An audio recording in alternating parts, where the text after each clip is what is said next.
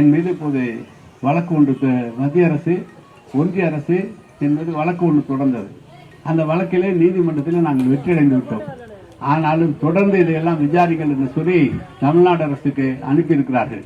அதில் நான் சொல்லியிருக்கிற போது நான் அதிகமாக கோர்ட்டில் இருக்கிறதுனால என்னால் விளக்கமாக சொல்லவில்லை. ஆனால் உங்கள்கிட்ட சொல்லணுங்கிறதுக்காக சொல்கிறேன். நான் எந்த தவறும் செய்யவில்லை.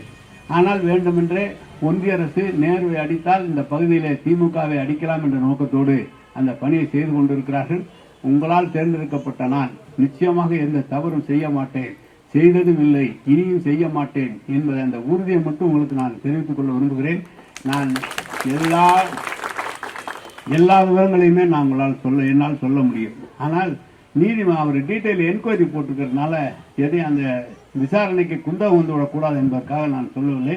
எனவே உங்களால் தேர்ந்தெடுக்க 3 முறை 4 முறை தேர்தலில் நின்றிருக்கிறோம், 5 முறை நின்றிருக்கிறோம், 3 முறை நீங்கள் எங்களை தேர்ந்தெடுத்திருக்கிறீர்கள்.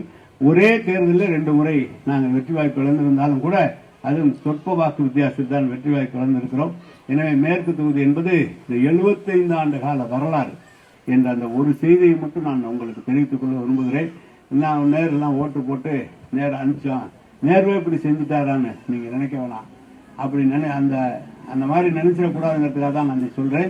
என்கொயரி விசாரணை இருக்கிற காரணத்தால் விளக்கமாக என்னால் சொல்ல முடியவில்லை.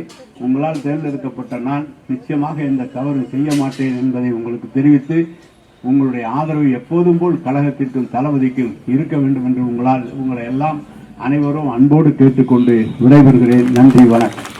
பிளே ஸ்டோர் மற்றும் ஆப் ஸ்டோரில் இருந்து பாலிமர் செயலியை QR கோடு மூலம் பதிவிறக்கம் செய்யுங்கள்.